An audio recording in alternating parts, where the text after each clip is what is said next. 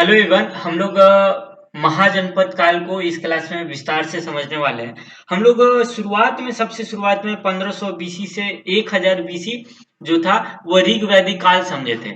इस काल के अंदर हम लोग समझे थे कि इस समय का जो समाज था वो कबीलाई समाज था, कबीले में रहता था और उनका मुख्य व्यवसाय पशुपालन था।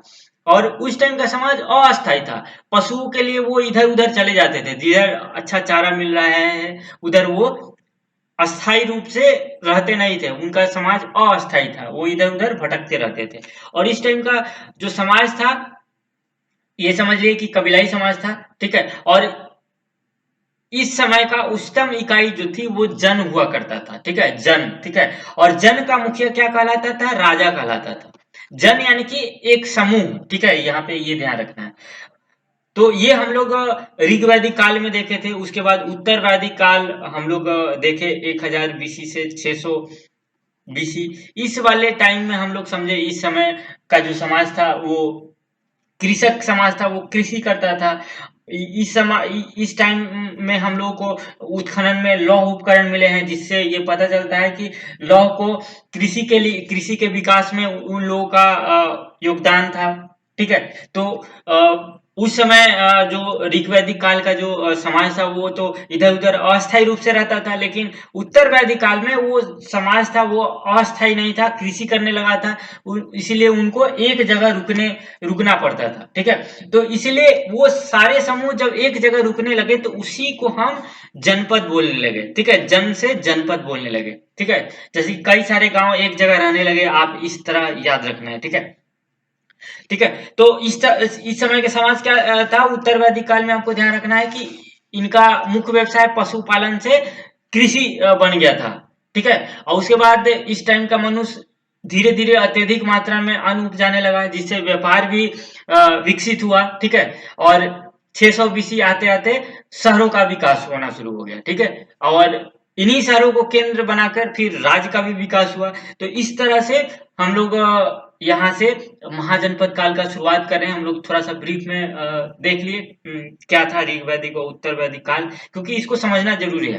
देखिए, शुरुआत में हम लोग जन बताए। जन हम लोग ऋग वैदिक काल में चर्चा किए थे कि एक 10 राग युद्ध हुआ था, जिसमें 10 जनों का युद्ध पुरुषनी नदी यानी कि रावी नदी के तट पे हुआ था। ठीक है। यहाँ पे राजा सुदास के साथ विश्वामित्र उनके पुरोहित के रूप में थे। ठीक है। तो 10 आर्य कबीले जो थे, 5 आर्य कबीले और 5 अनार्य कबीले मिलके युद्ध किए थे। ठीक है। 10 राजाओं का युद्ध हुआ था। तो यही अलग अलग जन थे। देखिए, जन यहाँ पे लिखा हुआ पुरुजन, यदुजन, तुर्वसु, द्रुहु एवं अनुजन। ये सब अलग अलग जन थे। जन यानी कि समूह। ठीक है। और उसके बाद कुछ अनार्य भी थे। ठीक है, जैसे कि सिवी, विसानी, इस तरह के कुछ अनार्य कबीले थे और आर्य कबीले भी थे। आर्य अनार्य यानी कि जो वेदों को वेदों को मानते थे उसको आर्य बोलते थे, जो वेदों को नहीं मानते थे वो अनार्य उनको बोलते थे। ठीक है। तो इस बात को आपको ध्यान रखना है। ठीक है। तो यहाँ पे हम लोग ये चीजें समझे। उसके बाद देखिए, आप देखिए छठी शताब्दी ईसा पूर्व, यहाँ पे अब महाजनपद काल को समझ लेते हैं। तो देखिए, छठी शताब्दी ईसा पूर्व के आसपास महाजनपद काल का उदय होता है। वो उदय कहाँ होता है? गंगा यमुना के दोआब यानी कि गंगा घाटी एवं बिहार के आसपास के क्षेत्रों में होता है। ठीक है। यहाँ पे नोट करने वाली बात है कि इस सभ्यता का कहाँ उदय होता है? गंगा घाटी के आसपास। ठीक है। हम लोग सिंधु सभ्यता देखे थे, तो सिंधु सिंधु सभ्यता का कहाँ पे विस्तार होता है? तो वहां पे देखे थे सिंधु नदी के आसपास के क्षेत्रों में उदय होता है। ठीक है। इसीलिए उसको सिंधु घाटी सभ्यता बोलते थे। और उस टाइम पहली बार हम लोगों को नगर देखने को मिला था, तो इसीलिए उसको प्रथम नगरीय सभ्यता बोलते हैं। लेकिन फिर महाजनपद काल में दूसरी बार हमको इस तरह के नगर देखने को मिलते हैं, तो इसलिए इसको द्वितीय नगरीय क्रांति भी बोलते हैं। और इस महाजनपद काल के बारे में हमको कहाँ से पता चलता है? तो इस महाजनपद काल का उल्लेख बौद्ध ग्रंथ और जैन ग्रंथ में मिलता है। बौद्ध ग्रंथ की बात करें तो कौन सा बौद्ध ग्रंथ है? तो अंगुतर निकाय है। और जैन ग्रंथ भगवती सूत्र है। तो इन दोनों में हमको महाजनपद काल का उल्लेख मिलता है। उसके बाद रिच डेविड्स की एक पुस्तक भी है जिसका नाम बुद्धिस्ट इंडिया है, उसमें भी 16 महाजनपदों का उल्लेख मिलता है। और दक्षिण भारत की एक राजा ने भी वो लिखे थे, उसमें भी महाजनपद काल का उल्लेख मिलता है। ठीक है, तो इस बात को ध्यान रखना है कि कैसे हमको पता चला कि महाजनपद शुरू हुआ है। तो ये सब हमको ग्रंथों से मिल रहा है। ठीक है, ठीक है, तो ये ध्यान रखना है। तो हम लोग समझ गए कि जन क्या था। जन ऋग वैदिक काल की उच्चतम इकाई थी जन। ठीक है, उसके बाद उत्तर वैदिक काल में वही जनपद हुआ। उसके बाद हम लोग महाजनपद देख रहे हैं। महाजनपद से महाजनपद यानी कि राज्य, राज्य से देश। ठीक है, इस तरह आपको ध्यान रखना है। अब देखिए, अब हम लोग समझते हैं कि ये जो महाजनपद जो है वो कितने महाजनपद थे। तो ये 16 महाजनपद थे उस टाइम। और 16 महाजनपद में 14 जो महाजनपद थे वो राजतंत्र थे। राजतंत्र यानी कि जहां पे राजा का शासन है। और 2 गणतंत्र थे। गणतंत्र यानी कि जैसे कि अभी देख रहे हैं गणतंत्र है यानी कि वोटिंग सिस्टम, जो राजा एकदम राजा के बेटा ही राजा नहीं बनता है। ठीक है, यहाँ पे जन्म आधारित चीजें नहीं थी। ठीक है, कौन कौन थे वो जो दो गणतांत्रात्मक व्यवस्था थी जहां पे एक वज्जी और मल्ल।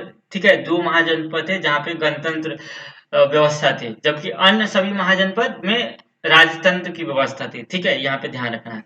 और दक्षिण भारत में एक अस्मक नाम का एक ऐसा जनपद था जो दक्षिण भारत की गोदावरी नदी के तट पर स्थित है। ये ध्यान रखना है। और जो भी आप समझे ना उसको मैप से समझना है। ये ध्यान रखना है कि जब भी आप महाजनपद काल या फिर कुछ भी पढ़ रहे हैं तो उसको मैप से समझना है।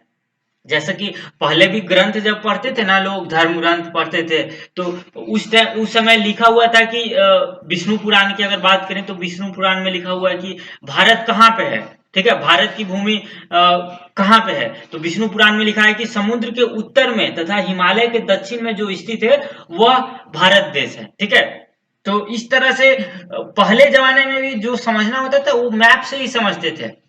ठीक है, तो इस तरह आपको ध्यान रखना है। अब महाजनपद काल के जो कौन कौन से महाजनपद थे उसको अब देख लेते हैं। देखिए, सबसे शुरुआत का जो महाजनपद था वो अंग था। इस अंग को आप जानते होंगे कि महाभारत अगर देखे होंगे कभी, महाभारत सीरियल आया करता था पहले, तो उस महाजनपद का प्रसिद्ध राजा कर्ण था। ठीक है, वो जो दानवीर कर्ण उसको बोलते थे, जो कि दुर्योधन ने उसको भूमि दिया था, अंग देश का राजा बनाया था। तो इस तरह से आपको ध्यान रखना है। और अंग की जो राजधानी थी वो कहाँ था, वो चंपा था। और अंग कहाँ है, तो वो अभी वर्तमान स्थिति की बात करें तो वो भागल और मुंगेर के आसपास का क्षेत्र है। और ये कहाँ पे है, ये बिहार में है। ये भी ध्यान रखना है। उसके बाद मगध है। मगध जो था वो इन जितने भी महाजनपद थे उनमें सबसे शक्तिशाली जो था ना वो मगध था। अब मगध कहाँ है, मगध राजगृह, वैशाली और पाटलिपुत्रा के यहाँ पे इसकी राजधानी थी। ठीक है, यहाँ पे ध्यान रखना है कि मगध की राजधानी कहाँ थी, राजगृह, वैशाली, पाटलिपुत्र। और ये अभी कहाँ पे है, तो अभी पटना गया के जो आसपास का क्षेत्र है वही है। ठीक है, तो ये ध्यान रखना है कि मगध का क्षेत्र है। और ये गया में जो बोध गया है वो बौद्ध स्थल है, तो पर्यटक का बहुत बढ़िया स्थल है। आप बोध गया राजगीर घूमने के लिए जा सकते हैं। तो ये मगध जो है ना, कि मगध 16 महाजनपद में सबसे शक्तिशाली था। तो इसी को हम लोग अगले वाले वीडियो में एकदम विस्तार से इसको समझेंगे। ठीक है, मगध वाले को। उसके बाद यहाँ पे काशी की बात करते हैं। तो देखिए, काशी की जो राजधानी थी वो वाराणसी थी, वाराणसी। और आधुनिक का बनारस इसको बोलते हैं, जो कि उत्तर प्रदेश में है। और देखिए, यहाँ पे जो काशी है, ये इस काशी को एक काशी के एक राजा, देखिए यहाँ पे ध्यान रखना है कि एक नया चीज हम बता रहे हैं। एक कोसल के राजा कंस हुआ करते थे, जो कि बाद में काशी को जीतकर कोसल में मिला लिए थे। ठीक है, ये बात याद रखना है कि काशी को बाद में जीत के कोसल में मिला लिए थे। और कोसल की जो राजधानी थी वो श्रावस्ती थी, जो कि अयोध्या फैजाबाद के आसपास का क्षेत्र है, जो कि उत्तर प्रदेश में है। और ये जो अयोध्या है ना, आप यहाँ पे हिंदू मुस्लिम का विवाद अक्सर राम मंदिर को लेकर होता है, लेकिन यहाँ पे अगर एक बात अगर ध्यान देंगे तो बौद्धों से रिलेटेड यहाँ पे चीजें हैं। तो बौद्ध से रिलेटेड भी यहाँ पे कुछ टाइम पहले विवाद चल रहा था। ठीक है, अयोध्या को लेकर हिंदू मुस्लिम को छोड़ के बौद्ध लोग भी बोल रहे थे कि ये हमारा भी यहाँ पे है। ठीक है, तो इस तरह आपको ध्यान रखना है। उसके बाद वज्जी, वज्जी हम लोग देखें कि जो वज्जी था वो जहाँ पे गणतंत्र व्यवस्था थी, तो वज्जी की जो राजधानी थी वो कहाँ था, वैशाली, विदेह और मिथिला। ठीक है। और ये जो मिथिला है ना, ये आपको ध्यान रखना है कि दरभंगा मधुबनी के आसपास का क्षेत्र, ये भी बिहार में है, लेकिन ये ध्यान रखना है कि ये नेपाल के आसपास का क्षेत्र है। ध्यान रखना है, ठीक है। जो आज भी ये किसी से गुलाम नहीं हुआ है। ये जो नेपाल है वो, हम लोग जैसा कि जानते हैं कि यहाँ पे गणतंत्र व्यवस्था अ, उस समय थी। ठीक है। तो ये ध्यान रखना है कि ये नेपाल के आसपास का क्षेत्र है, लेकिन दरभंगा मधुबनी इसलिए लिखा गया है कि यहाँ पे मैथिली भाषा बोली जाती है। ठीक है। तो इसलिए यहाँ पे ये दरभंगा मधुबनी यहाँ पे लिखा गया है। ठीक है। और ये नेपाल के सटे वाला इलाका है। उसके बाद अवंती जो कि है, जो कि उज्जैन के अंदर है, जो कि उज्जैन जानते ही हैं वो मध्य प्रदेश का है। ठीक है। मध्य प्रदेश के अंदर आता है, अभी भी उज्जैन का नाम है, जो कि वर्तमान मालवा में है। ठीक है। उसके बाद मल एक है जो कि कुशावती जिसकी राजधानी था, और वो अभी उत्तर प्रदेश के देवरिया में है। ठीक है। तो देखिए याद रखना है कि कौन कौन, वज्जी और मल दो जो ऐसे महाजनपद थे जहाँ पे गणतंत्र, जहाँ पे ये दोनों, ठीक है, यहाँ पे गणतांत्रिक व्यवस्था थी। ठीक है। ये बात याद रखना है। उसके बाद हम लोग समझ गए। उसके बाद चेदी एक महाजनपद था जिसकी जिसकी देखिए एक और है, चेदी से पहले पांचाल भी है जहाँ की द्रौपदी थी। ठीक है। वो उसकी राजधानी अहिछत्र कपिल कम्पिल्य था।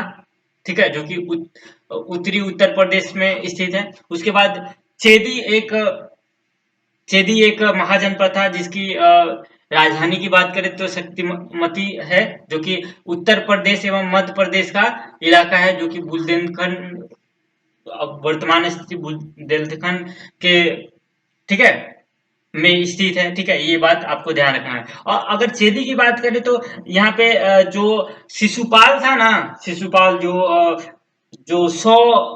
100 गलतियां कृष्ण बोलते हैं कि उसको 100 गलतियां उसको माफ कर देते हैं, तो वही शिशुपाल, जहाँ चेदी जो है, चेदी याद रखना है कि यहाँ का प्रसिद्ध राजा शिशुपाल था। ठीक है। उसके बाद कुरु, जो जानते ही हैं, ये कुरु हरियाणा और दिल्ली का क्षेत्र है, जो कि महाभारत से रिलेट करता है। इसकी राजधानी इंद्रप्रस्थ हुआ करता था। ये दिल्ली, मेरठ एवं हरियाणा के आसपास का क्षेत्र है। ठीक है। ये भी याद रखना है। उसके बाद मत्स्य है, इसकी राजधानी विराटनगर है, जो कि जयपुर में स्थित है अभी। ठीक है। उसके बाद कंबोज है जिसकी राजधानी हाटक है, जो कि उत्तर प्रदेश में भी है। ठीक है। सूरसेन है जो कि मथुरा में है। ठीक है। ये आधुनिक मथुरा का क्षेत्र है। ये भी आपको ध्यान रखना है। ठीक है। और ये अस्मक है, अस्मक की राजधानी पोतक है, जो कि दक्षिण भारत में, ये देखिए अस्मक, यही ये एक एकलौता था जो कि दक्षिण भारत में महाजनपद था, जो कि गोदावरी नदी के तट पर स्थित है। ठीक है। ये भारत का एकमात्र महाजनपद, दक्षिण भारत का एकमात्र महाजनपद था। तो ये भी याद रखना है। और ये गंधार, जहाँ जिसकी राजधानी तक्षशिला था। ठीक है। और ये गंधार जहाँ पे गांधारी आई थी, जहां से गांधारी का शकुनी, जहाँ जिसका शकुनी जिसका घर था, जहाँ पे वही गंधार की बात यहाँ पे हो रही है। और यहाँ पे भारत का प्रथम विश्वविद्यालय की बात करें तो तक्षशिला विश्वविद्यालय, जो कि गंधार में था। और ये अभी कहाँ पे है, ये पाकिस्तान में है, पेशावर व रावलपिंडी के आसपास का क्षेत्र है। तो ये महाजनपद, 16 महाजनपद को हम लोग देखें। तो अगले क्लास में जो हम लोग देखेंगे ना, वो हम लोग देखेंगे कि मगध का उत्कर्ष। ठीक है। हम लोग देखेंगे कि महाजनपद में मगध कैसे सबसे शक्तिशाली था, क्या ऐसी वजह थी जो 16 महाजनपद में सबसे शक्तिशाली था। तो हम लोग अगले वीडियो में जो मिलेंगे वो महाजनपद में मगध के ऊपर हम लोग चर्चा करेंगे। ठीक है। तो इस क्लास को इतना ही समाप्त करते हैं। Thank you.